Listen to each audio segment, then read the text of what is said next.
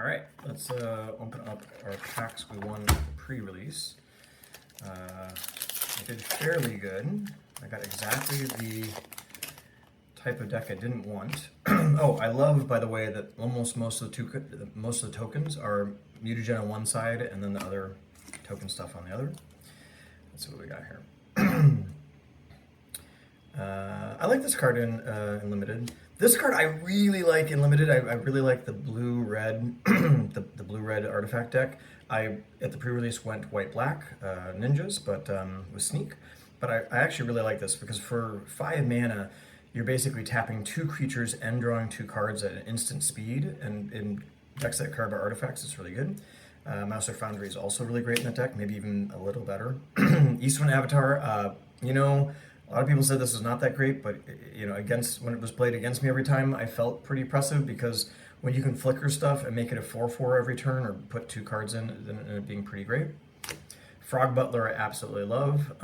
In the other deck that I had proxied and played around with, it was like an all-star because being able to give it reach and death touch and ramp, it does just all the great things. Mountain Mutum is just a fair filler card, but it's the trample helps it a little bit better. Foot Elite I'm a little torn on because it does help you enable you know, better attacks in the sneak deck, but the 2/4 is a little weird because they're just going to block it and kill it. So, but for 3 mana it's good. Henchbots I love because it basically exiles a tapped creature. It's a little hard because there's a couple of good vigilance. This is why this and the destroy tap target creature. You know, these little cards that have vigilance extra on it makes this not as good, but I still like it. It's still a solid, basic Oblivion Ring and artifact. Brilliance Unleashed, fantastic. Is it card deals 5 damage. Can return an artifact from your graveyard as well.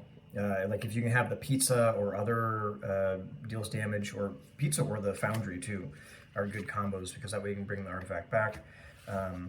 Janika is also really good in limited. Leonardo's Technique. Return 1 or 2 target creature cards from each mana cost value, 3 or less from the graveyard to the battlefield. I'm not as high on the the sneak sorcery spells because you really have to be better than you're bouncing your own creature. So like if you bounce your 2/2 into a 3/3, that's great.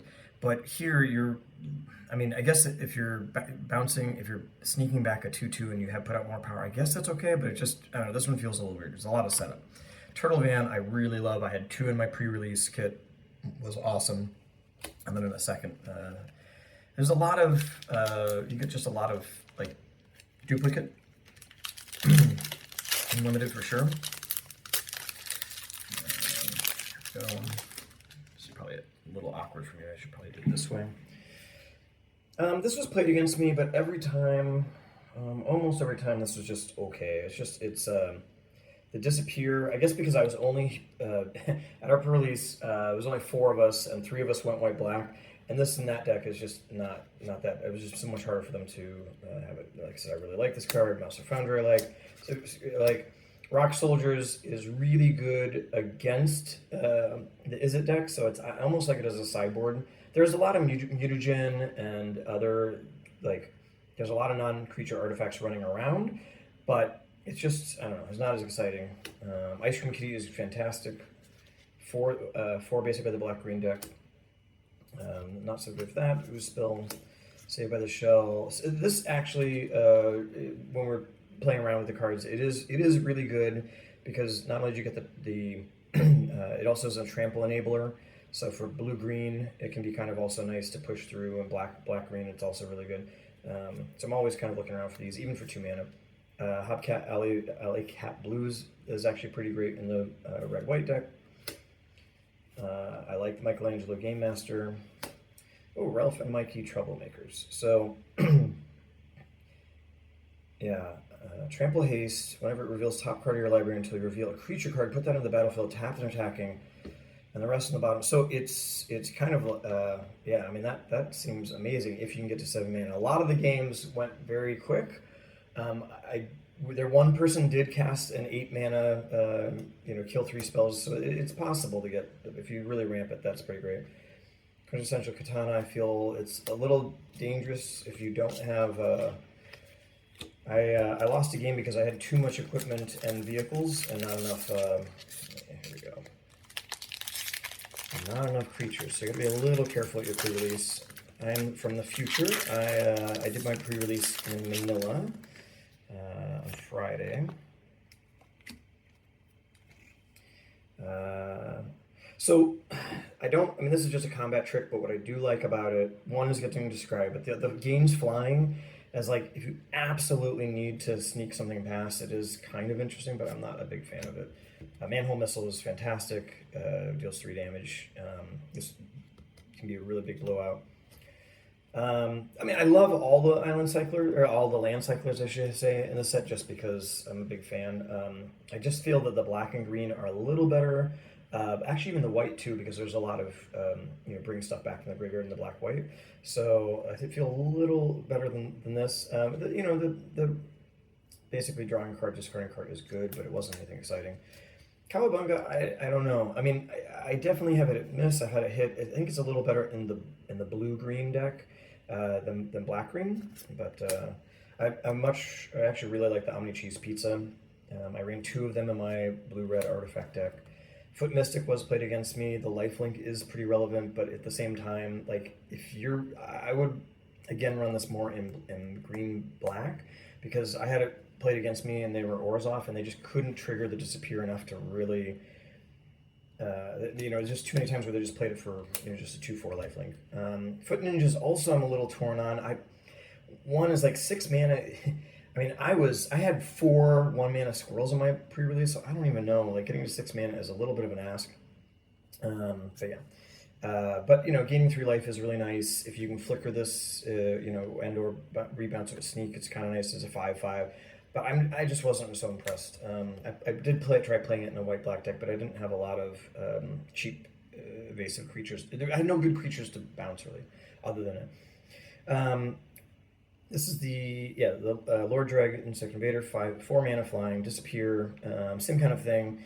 I had this, but I never played it because you have to have green to sacrifice a token. But drawing a card from a token is great. Spicy Oatmeal Pizza. Only one person played this against me. The problem there was just they didn't have the mana to regain the life, so they played it. And then it was kind of a thing where they later on needed it. I don't know. So I mean, it's still a great removal. And if you have the Nobody card and you can bounce it back to your hand, then I think it's fantastic. Lessons from Life, just obviously card advantage is overall pretty great.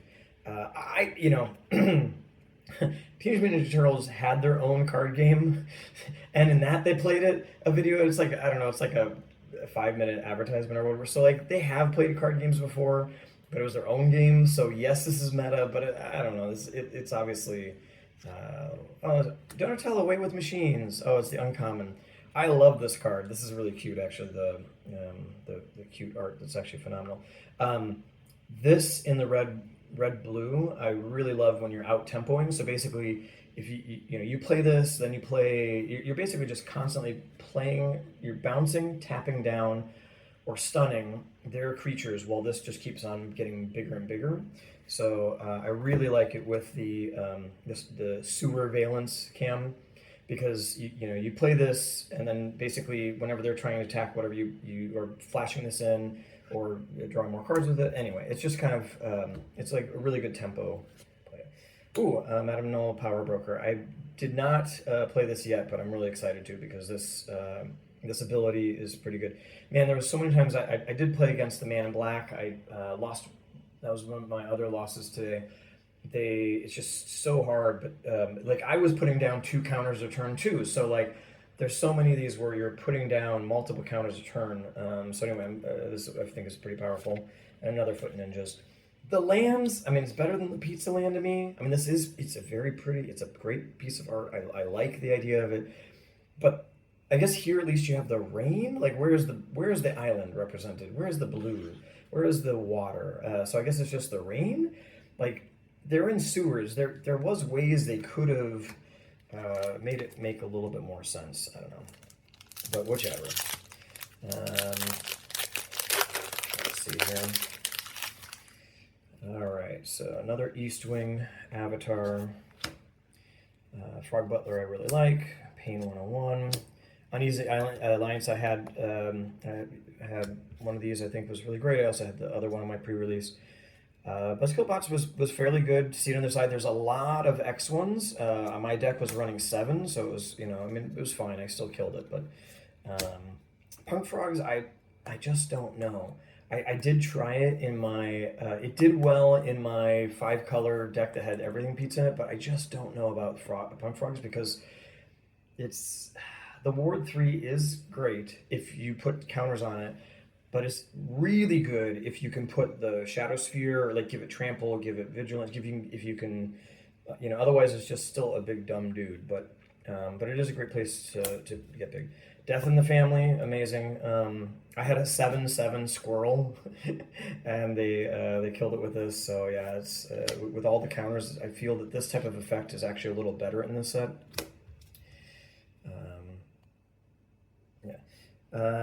Genghis Frog, Trample, blue-green. Whenever Genghis Frog or another mutant control enters, create a mutagen token. Oh, that's right. I did have this played against me. Yeah, this is interesting because at least it comes Trample already. But I feel you really got to be deep enough to make this really good. Like if you have one of the ways that makes multiple mutagen or ways to give counters. Central Katana. I think this Donatello is fine. The only problem is that the set was so fast, even for the pre-release, that I'm just a little worried about 4 mana, 3/4. But I mean, the drawing the card, of course, is amazing. Red, blue, I think it's great, and I think it's fine. Oh, this one, Kitsmoon Dragon's Daughter. Okay, so this, I don't know. It's a 6/6 Vigilance. Like I said, is actually pretty good because there's a lot of the removal that kills tapped creatures, or just 2. 6 is pretty good. I guess if we can get it to hit, this is one where I almost wish they had Sneak on it. Oh wow. Okay, Sally Pride, Lioness Leader. That is pretty nice in foil. Yeah, this is just amazing bomb. It just seems the fact that when it attacks, you put a counter on each creature you control just seems ridiculous, and it's very easy. Like minimum is 2 creatures, so that is pretty great. So that is definitely a white bomb. White-black, again, probably not be the way I go with this pool, not sure. Anchovy Banana Pizza, excellent removal. The only thing that sucked is I had this, one of the games I lost today, I scryed, in the early beginning of the game, I scryed a swamp to the bottom of my deck, and I wish I didn't because I then drew this with the double black. You just gotta be a little careful in this set when you're, like my curve was very low. Cowabunga, like I said, I'm just really torn about it. The issue, I guess, is in your deck is just not having enough Mutant Ninja and Turtles, but I don't know, still seems like a good card. I don't know. This was amazing for me in the blue-red because it gives you the mutagen token, which works for Donatello, and then it's a 0/3 that really stops a lot of the up to 2 power stuff.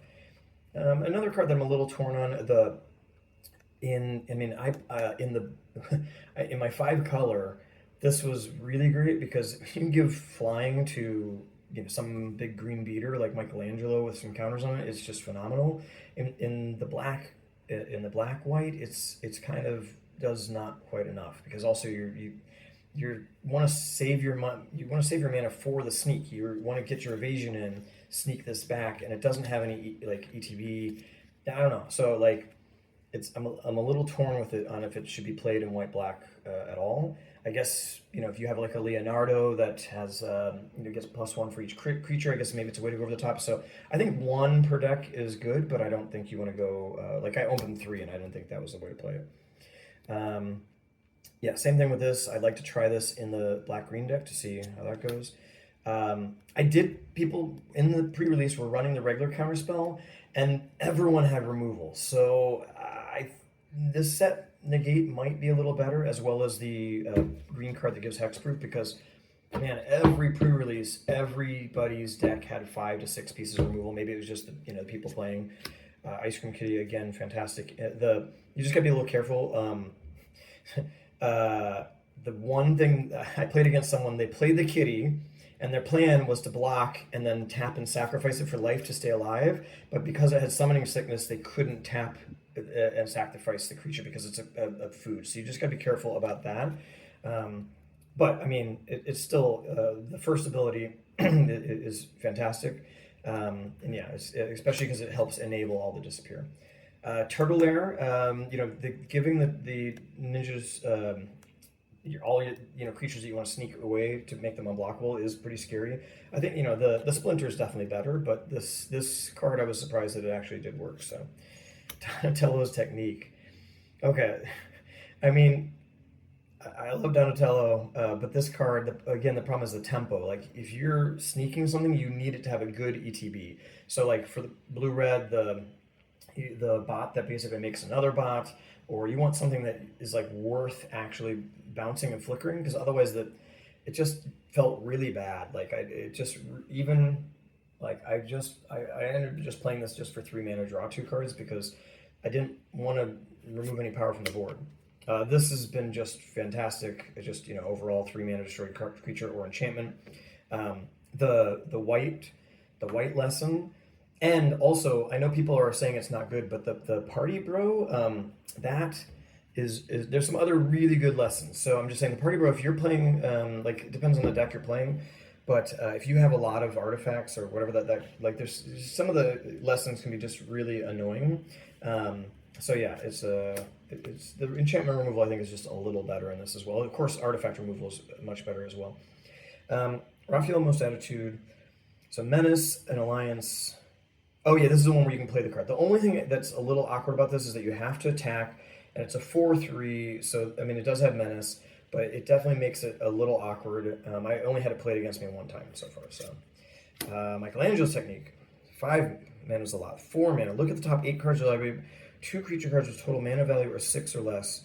So this is kind of the same thing where you are bouncing a creature, and you don't even know if you're going to get better or worse value out of it, and you're paying 4 mana. So same time, a lot of our pre-releases we went down to having no cards in hand or whatever. So like, I guess I could see this good if it's 2-for-1.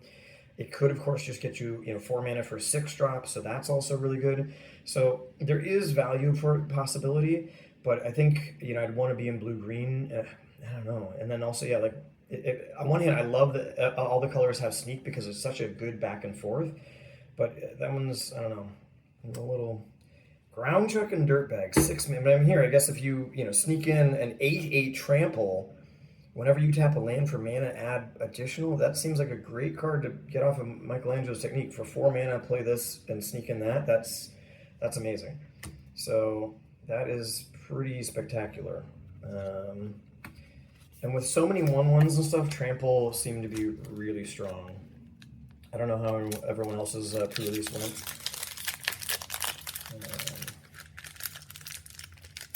My plan here is to basically make another deck and play it against my deck and see if I can outdo.